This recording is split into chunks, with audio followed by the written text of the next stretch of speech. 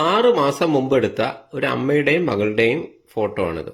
ഇപ്പോഴത്തെ അവരുടെ അവസ്ഥ നോക്കൂ, വളരെ ദയനീയം. എന്നോട് വിളിച്ചിട്ട് പറഞ്ഞു നീ കഥവ് കൂട്ടണ്ടെന്ന് പറഞ്ഞു. ഞാൻ എന്റെ ഒരു കഥവ് ചാരിയിട്ട് കയറി വന്നത് എല്ലാവർക്കും പെട്രോൾ വാങ്ങിയിട്ടാണ് ഞങ്ങളെ കത്തിക്കാൻ വേണ്ടിയിട്ട്. കാരണം എന്ന് വെച്ചാൽ അത് മോള് കണ്ടത് കൊണ്ടാണ് ഞങ്ങൾ ഈ ജീവനോട് ഇങ്ങനെയെങ്കിലും ഇരിക്കാൻ. പിന്നെ അമ്മ ചോദിച്ചു എന്റെ വീട്ടിൽ എന്തെങ്കിലും ഞാൻ കേസ് എടുത്തിട്ട് ഞാൻ ഇറങ്ങി പോകുന്നു. ഈ കേസ് എടുത്തിട്ട് ഞാനൊന്ന് ബോസിനൊക്കെ വഴക്കുണ്ടായി. ഒന്നും പറയാതെ വെട്ട് വരും എന്റെ തലയിൽ ഇവിടെ ഇതിനാണ് അമ്മ ഇങ്ങനെ പിടിച്ചപ്പോ ഇവിടെ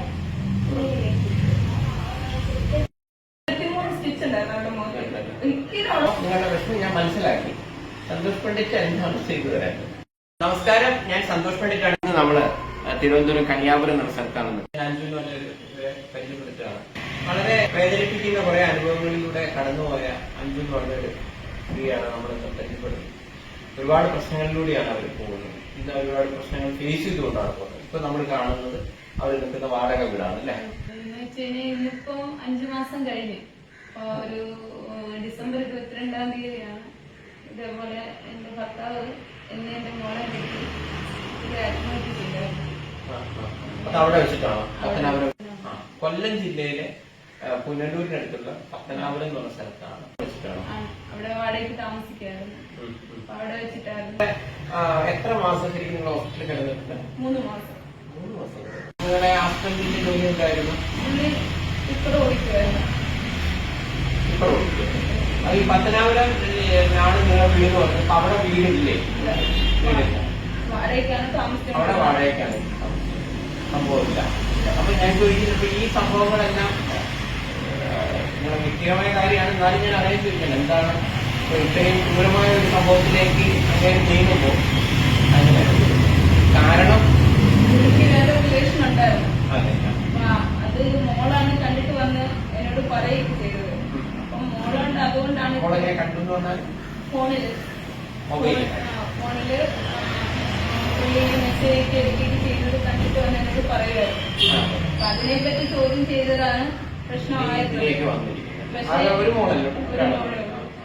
അപ്പൊ അതിനുശേഷം ഇതേപോലെ ഒരു ഫോട്ടോയുടെ അയച്ചു കൊടുത്തത് ഇവിടെ കണ്ട്. അപ്പൊ അതിന്റെ ഇവള് എന്റെ അടുത്ത് പറയാതെ പുള്ളി എടുത്ത് തന്നെ ചോദിച്ചു, ചാച്ച എന്തിനാ ഇങ്ങനെയൊക്കെ ചെയ്യുന്നേന്ന്. അന്ന് രാത്രിയില് ഒരു 8 മണിയൊക്കെ ആയപ്പം അദ്ദേഹം വന്നതാ. വന്നിട്ട് ഈ എന്റെ ചേച്ചി വിളിച്ചപ്പോ ഈ കാര്യം, അതായത് അതിന് മുന്നേ കുറച്ച് ദിവസം മുന്നേ എന്നെ അടിച്ചിട്ടല്ല ഞാൻ സഹിച്ചു. പക്ഷെ മോളെ എങ്ങനെയല്ല, മോളെ നന്നായിട്ട് എന്നെ അടിച്ചു വരും നന്നായിട്ട്. അപ്പൊ മോള് ഇന്നേക്ക് ഒരു വട്ടം മോളുടെ മൊത്തം സിലക്ക് വെച്ച് കിട്ടി. അപ്പോ അത് കണ്ടപ്പോൾ ഞാൻ പറഞ്ഞു എനിക്കിനി ഇവിടെ പറ്റൂല, ഞാൻ എന്റെ കുഞ്ഞിനെയും കൊണ്ടിനി എങ്ങോട്ടേലും പോകും, കേസ് കൊടുത്തിട്ട് തന്നെ പോവുള്ളൂ. കാരണം പുറത്ത് ഇയാള് നല്ല മാന്യനായിട്ട് തന്നെയാണ് വെള്ളം അടിക്കൂല. പക്ഷെ മറ്റേ ഹാൻഡ്സ് വെക്കും, ഈ ബീഡി അത് ഭയങ്കരമാണ്. അല്ലാതെ വെള്ളം അടിക്കൂല. കഞ്ചാവ് അത് അല്ലാതെ വെള്ളം അടിക്കൂല. അപ്പൊ ഇത് വെച്ചുകൊണ്ട് ആർക്കും വെള്ളം അടിച്ചാലല്ലേ പുള്ളിക്ക് അങ്ങനെ ഒരു ശീലമുണ്ടെന്ന് പെട്ടെന്ന് എല്ലാവർക്കും മനസ്സിലാവുള്ളൂ. അല്ലാത്തത് എനിക്കും എന്റെ മോക്കും നന്നായിട്ട് അറിയാം.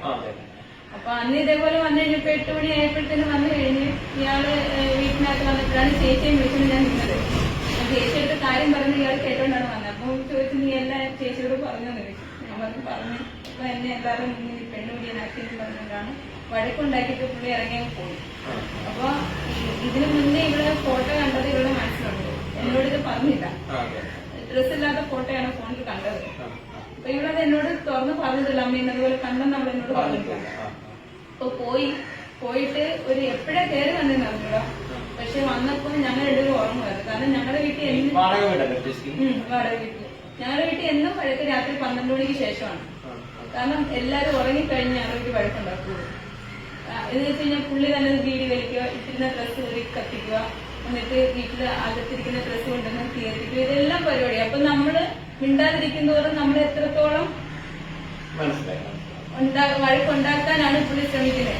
കാരണം വേറൊന്നുമല്ല, പുള്ളിക്ക് ദേഷ്യം വരുമ്പോ നമ്മളെന്തെങ്കിലും ചെയ്യാനും കൊണ്ട് നമ്മൾ മിണ്ടാതിരുന്നാൻ പറ്റൂലല്ലോ. ഇന്ന് ദേഷ്യം എന്ന് വെച്ച് കഴിഞ്ഞാൽ ഇനി അവരോടുള്ള സ്നേഹം കൊണ്ടാണോ എന്നോട് ദേഷ്യം എന്ന് ചോദിച്ചാൽ എനിക്ക് അറിഞ്ഞൂടാ. ആ ഒരു സമയം മുതൽ എന്നോടൊന്ന് ഭയങ്കര ടിപ്പറിൽ എല്ലാ ദിവസവും ജോലിക്ക് പോവായിരുന്നോ? പോവായിരുന്നു. പൈസ ഒന്നും വീട്ടിൽ കൊണ്ടുവരില്ലായിരുന്നു. ഇടയ്ക്കൊക്കെ ആദ്യമൊക്കെ കൊണ്ടുവരുമായിരുന്നേ. ഈ ഒരു കുറെ നാളുകൊണ്ട് വീട്ടിലൊന്നും കൊണ്ടുവരില്ല. നമ്മളത് ഈ അന്ന് രാത്രി ഇയാളൊരു എപ്പോഴേ കയറി തന്നെ അറിയില്ല. എന്നോട് വിളിച്ചിട്ട് പറഞ്ഞു ഈ കഥവ് കൂട്ടണ്ടെന്ന് പറഞ്ഞു. ഞാൻ എന്റെ ഒരു കഥവ് ചാരിയിട്ട് കൂട്ടിയില്ല. ഇയാള് കയറി വന്നത് യഥാർത്ഥം പെട്രോൾ വാങ്ങിയിട്ടാണ് ഞങ്ങളെ കത്തിക്കാൻ വേണ്ടിയിട്ട്.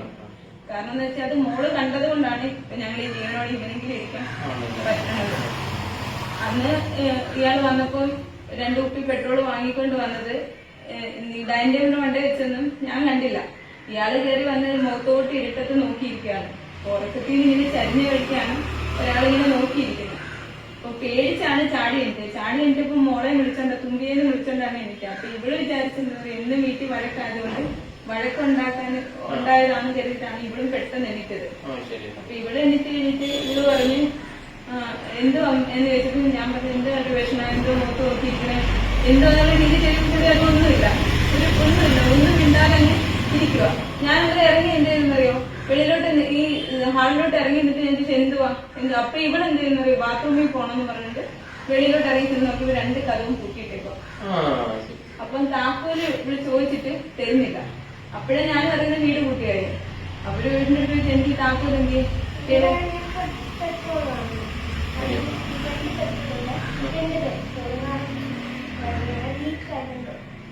തോറ്റു പോയിരുന്നു കൊണ്ടുവന്നത്. ഞാൻ അതെടുത്ത് ബക്കറ്റിന്റെ എനിക്ക് നിങ്ങൾക്ക് കാണിച്ചു തരാട്ടി നിങ്ങൾക്ക് പറഞ്ഞിട്ട് വന്നപ്പോൾ പെട്രോൾ അറിയാം. തോർത്ത് മാത്രമാണ് ഇപ്പോൾ അമ്മ വിളിച്ച് പെട്രോൾ അറിയാം. അന്നേരമാണ് അമ്മ അറിയുന്നത് പെട്രോൾ കൊണ്ടുവന്ന് വരികയാണ്. എനിക്കറിയത്തില്ല, അമ്മ അറിയാം. രണ്ടാമത് ഞാനത് മാറ്റി വെച്ചത്. നീ അമ്മയുടെ ഒരു കളിയായെന്നൊക്കെ പറഞ്ഞിട്ട് ഇരിക്കാനായിട്ടാണ്. അന്നേരം ഞാൻ മറ്റേ കാര്യം പറഞ്ഞായിരുന്നു ഫോണിക്കണം. അത് പറഞ്ഞ് പിന്നെ അമ്മ ചോദിച്ചു എന്റെ കൊച്ചിന് എന്തെങ്കിലും ചെയ്ത് ഞാൻ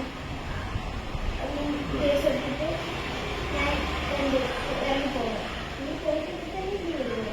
ഞാനൊന്ന് ബോധമൊക്കെ പറഞ്ഞ് വഴക്കുണ്ടായി. കഥ പൂട്ടി ഇടുന്നേ ഇറങ്ങി പോകാതിരിക്കാൻ വേണ്ടിട്ട്. ഞങ്ങളെന്തെങ്കിലും കൊല്ലാൻ വേണ്ടി പോയത്. വീട് ചെന്ന് ഒന്നും ഞങ്ങൾക്ക് പറയാനുള്ള രീതി കിട്ടിയില്ലായിരുന്നു. ഒന്നും പറയാതെ വെട്ട് വരും. എന്തായാലും തലി ഇവിടെ വിട്ടു. ഇതിനാണ് അമ്മ പിടിച്ചപ്പോൾ ഇവിടെ പിന്നെ അമ്മ തലയിലെ അർത്ഥം പോയി. എന്നിട്ട് ഞാൻ അമ്മയെ ഇങ്ങനെ കൈയിങ്ങനെ തടഞ്ഞു അമ്മയെ പെട്ടാതിരിക്കാൻ. ഇത് എന്നെ തള്ളിയിട്ട് ചെറുതായിട്ടൊന്ന് കൊണ്ടുമുട്ടില്ല. അവിടെ മുട്ടിട്ടൊന്നുമില്ലായിരുന്നു. ഇങ്ങനെ തറയിട്ട് അങ്ങോട്ട് കുത്തി വെച്ചിട്ട് ഞാനൊരു ബാക്കിൽ ഇങ്ങനെ കൈ വെച്ചിരിക്കുകയാണ്. കുത്തി ഇങ്ങനെ പിടിച്ചിട്ട് ഒറ്റൊരു വിട്ട്. അത് ഞാനങ്ങനെ ഒരിക്കലും വിചാരിച്ചില്ലായിരുന്നു. 5 മാസം. അപ്പൊ അതിനുശേഷം എന്താണ് അങ്ങനെ അവിടെ ഓടി അവിടെ മേലെ ഒരു പുള്ളിമരം ഉണ്ടായിരുന്നു. അവിടുത്തെ കുറെ തലയിൽ കഴുത്തയിലൊക്കെ വെട്ടി. എന്നിട്ട് ലാസ്റ്റ് തറയിൽ ഇവരെ നേരിട്ടായും കഴിച്ചിട്ട് ഇയാളെ പിടിച്ചെടുക്കുന്നത് തേച്ച് കട്ടാട് വെള്ളം ഇട്ടിട്ട് അല്ലല്ല അന്ന് രാത്രി തന്നെയാണ്. കാരണം വെളിയിലിരുന്ന ഒരു കുപ്പി പെട്രോൾ കണ്ട് ഇവരുടെ കൈ കിട്ടിയിട്ടുണ്ടായിരുന്നു. 2 കുപ്പിയല്ലേ കൊണ്ടുവന്നത്. പക്ഷെ ഒന്ന് അകത്ത് തന്നെയാണ് ഇവിടെ വെച്ചത്. അപ്പൊ അത് വെച്ചിട്ട് അന്ന് തന്നെ അയാള് പെട്രോൾ അടിച്ച് കത്തിച്ചത്. പക്ഷെ ഇവളത് മാറ്റി വെച്ചില്ലായിരുന്നു, ഉറപ്പായിട്ടും ഞങ്ങൾ കത്തിച്ചത്. ഇവിടെയാണെങ്കിൽ പോലും ഒരിക്കലും ഇങ്ങനെ കൊള്ളൂല. അവളുടെ 23 സ്റ്റിച്ച് ഉണ്ടായിരുന്നു അവളുടെ മുഖത്ത്. ഒരിക്കലും അവളുടെ മുഖത്ത് ഞാൻ പറഞ്ഞില്ലേ എനിക്കൊരു ആ ചേച്ചിയായിട്ട് പരിചയമുണ്ട്. ആ ചേച്ചിയാണ് എനിക്ക് ഫേസ്ബുക്കിൽ അയച്ചു തന്നത്. അയച്ചിട്ട് അതിനുശേഷമാണ് പരിചയപ്പെട്ട് അങ്ങനെ വാടകയ്ക്ക് വീട് വേണമെന്നൊക്കെ ചേച്ചി തിരക്കിയിരുന്നു. അപ്പൊ അനിയനാണ് ഇവിടെ ഒരു വീടുണ്ട്, ചെറിയ വീട്. ഇതാകുമ്പോ ആളൊക്കെ അടുത്തുണ്ട്.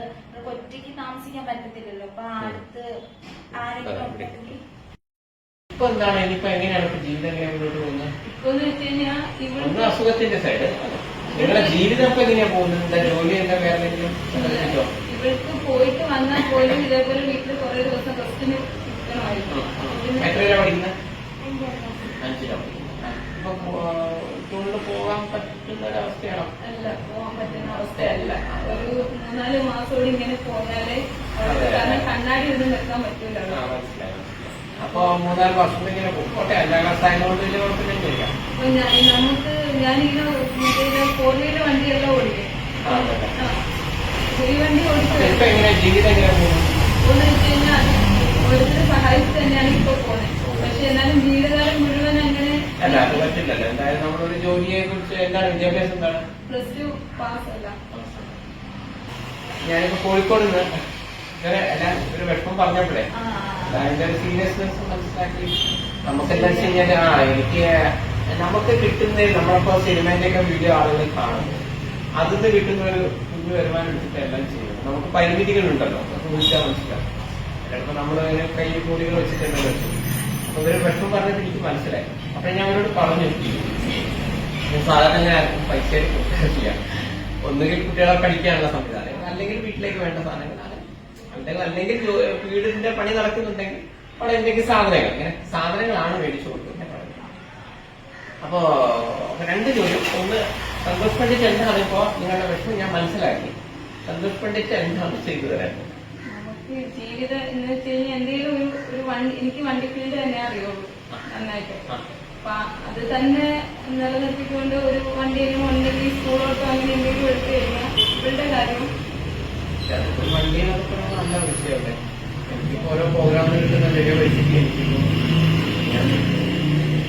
വീട്ടിലേക്ക് സാധനങ്ങൾ എന്ന് പറഞ്ഞിട്ട് കാര്യമില്ല. മാത്രമല്ല നിങ്ങൾ മാറുമ്പോഴും നിങ്ങൾക്ക് അതുകൊണ്ട് ഡ്രസ്സിന്റെ എന്താ ഇല്ല, ഞാൻ പറയുന്നതെന്ന് വെച്ച് കഴിഞ്ഞാൽ അഥവാ എന്തെങ്കിലും ആരെങ്കിലും സഹായിച്ച് ഒരു വണ്ടി എടുക്കാൻ കൊണ്ടൊരു വന്നു കഴിഞ്ഞാൽ സാറൂടെ സഹായിച്ചാൽ മതി അതിനകത്ത്.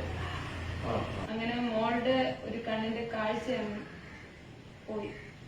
ഇപ്പോ അവളുടെ ഒരു കണ്ണില് മാത്രമേ ഉള്ളൂ കാഴ്ച ഉള്ളത്. കണ്ണിന്റെ പൂർണ്ണമായിട്ട് എനിക്ക് തോന്നുന്നു ഈ ന്യൂസ് നമ്മള് എല്ലാത്തിനും വന്നതാണല്ലോ. ഈ ന്യൂസ് വായിച്ചായിട്ട് ഇപ്പൊ കഴിഞ്ഞ ദിവസം എന്റെ ഫേസ്ബുക്കിന്റെ മെസ്സഞ്ചറിലേക്ക് ബന്ധപ്പെടുകയായിരുന്നു. അങ്ങനെ എന്തെങ്കിലും ഹെൽപ്പ് ചെയ്യാൻ പറ്റും. ഇപ്പൊന്ന് വെച്ച് കഴിഞ്ഞാൽ അവളുടെ ഒരു കണ്ണില് കൃഷ്ണമണി ഇല്ല. അവരത് പൂർണ്ണമായിട്ടും റിമൂവ് ചെയ്തു. ഇനി ഇപ്പൊ മധുരയെ കൊണ്ടുപോകണമെന്നാണ് പറയണത്. കാരണം അവളുടെ കണ്ണില് വെപ്പ് കണ്ണ് വെച്ചാൽ പോലും കൃഷ്ണമണി ഇല്ലാത്തതുകൊണ്ട് അത് അടഞ്ഞു പോവാൻ സാധ്യതയുണ്ട്. അതുപോലെ കണ്ണിനകത്ത് സ്റ്റിച്ച് കൊടുത്തു. അപ്പൊ ഇനി മധുരയിൽ കൊണ്ടുപോയി കൃത്രിമമായിട്ട് ഗ്ലോബ് വെച്ചാല് അവളുടെ ഈ വെപ്പ് കണ്ണ് കുറെ നാളത്തേന് ജീവിതകാലം മുഴുവൻ ഇരിക്കുകയുള്ളൂ. ഇല്ലെങ്കിൽ വെപ്പ് കണ്ണ് വെച്ചാൽ പോലും അടഞ്ഞു പോകാൻ. അതുപോലെ എന്നിട്ട് അവിടെ മുട്ടിക്കൂടെ ഫ്ലൂയിഡ് വരുന്നുണ്ട്. അപ്പൊ അതിനും മരുന്നെല്ലാം കഴിച്ചോണ്ടിരിക്കുകയാണ്. അപ്പോൾ 2-ാം തീയതി ആകുമ്പോഴത്തേന് പോകണമെന്നാണ് വിചാരിക്കുന്നത്. ഡോക്ടറിനെ കാണിച്ചപ്പോൾ എത്രയും പെട്ടെന്ന് കൊണ്ടുപോകും അത്രയും പെട്ടെന്ന് കൊണ്ടുപോകാനാണ്. തൽക്കാലം ഒരു 5% വെച്ചിട്ടോ